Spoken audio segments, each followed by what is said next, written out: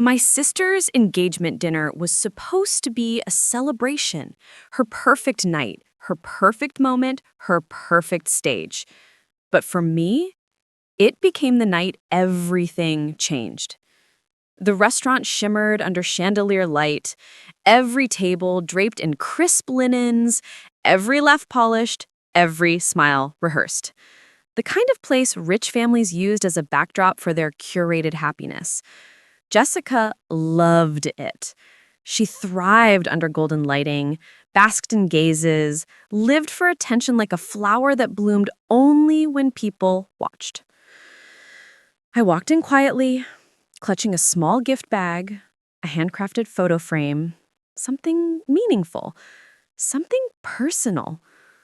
A mistake, in hindsight, because the moment I stepped inside, the laughter wasn't warmth, it wasn't welcome, it was aimed at me.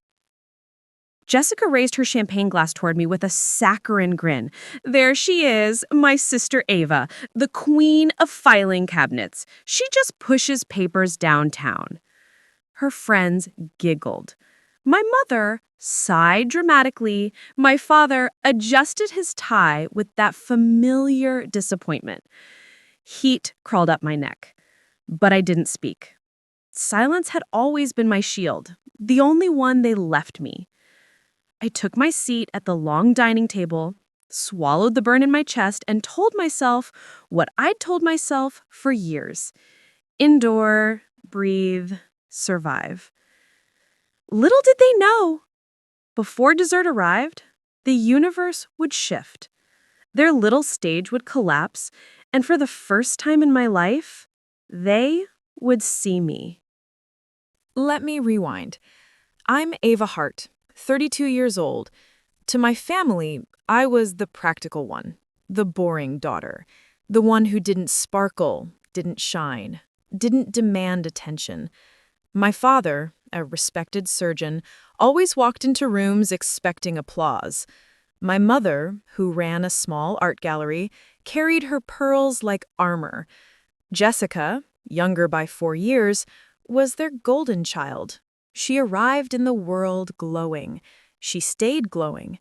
Everyone else revolved around her light. Growing up, Christmas meant she received designer bags, while I opened planners.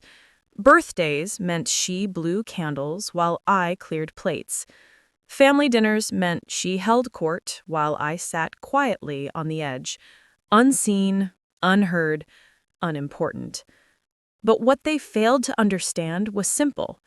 Silence doesn't mean weakness. Silence means strategy. And I was always watching.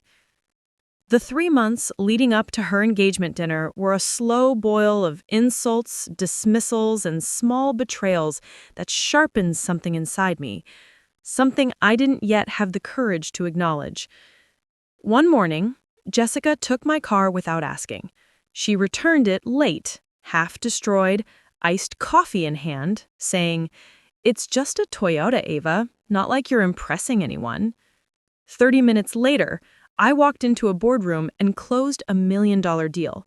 She never asked. She never cared. Then came the late-night call, 2 a.m., her slurred voice demanding I fixed her resume for Vogue. "You're good with the office stuff." As if my career were nothing but staplers and spreadsheets. I spent the night rewriting her future while sacrificing my sleep. She woke up at noon refreshed. I walked into a high-stakes strategy meeting half dead. Our board approved a global acquisition that morning. She never knew. At her bridal shower, she used me like a personal assistant. Ava can decorate. She loves organizing papers.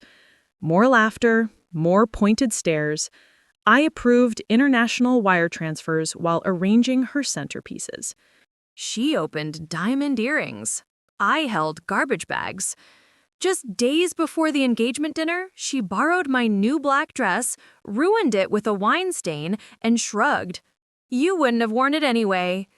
The years had trained me to swallow humiliation, but the thing about swallowing pain is this. Eventually, it turns into fuel. Explosive fuel. My family believed I was average because I didn't brag. But ambition doesn't scream. Ambition whispers. Ambition builds quietly in the dark. While they ignored me, mocked me, pitied me, I was creating Blackwood partners. Late night calls, hidden meetings, contracts signed in silence, mentorship from Elaine, the sharpest strategist I ever known.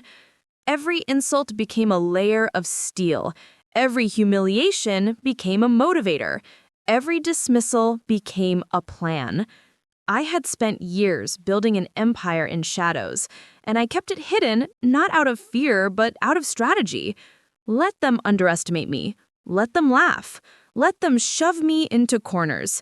Because when the moment came, my rise would be undeniable and irreversible.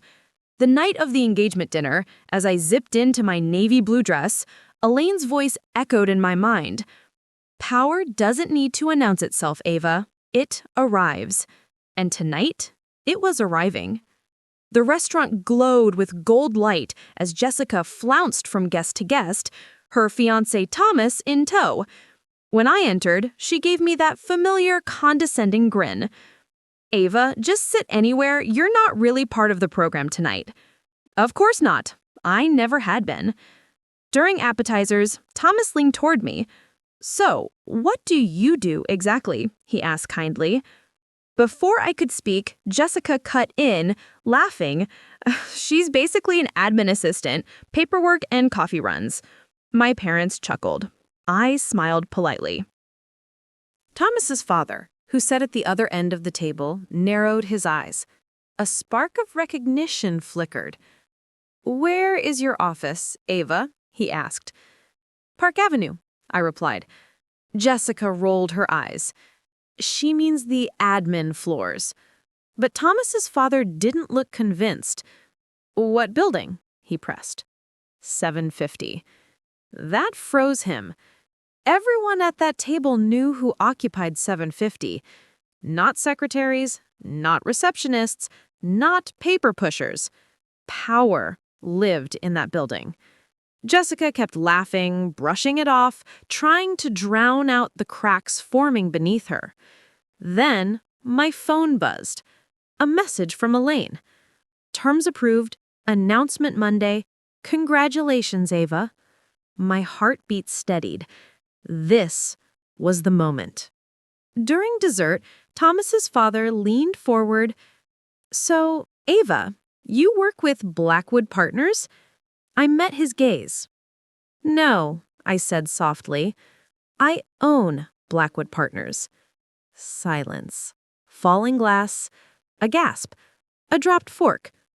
Jessica froze, the blood draining slowly from her face. "That's not funny," she whispered. I placed my phone on the table, the Wall Street Journal headline glowing. Ava Hart, CEO of Blackwood Partners, leads $4.2 billion fintech acquisition. My father's jaw went slack. My mother clutched her pearls. Jessica's breath stuttered. Thomas's father was the first to speak. "Blackwood has been the most elusive firm on Wall Street. And you built it?" I nodded. Yes. Questions poured like a storm. How long? How did you? Why didn't you tell us? Are you the reason the Mercer deal happened? Yes. Years. Because you never asked. And yes.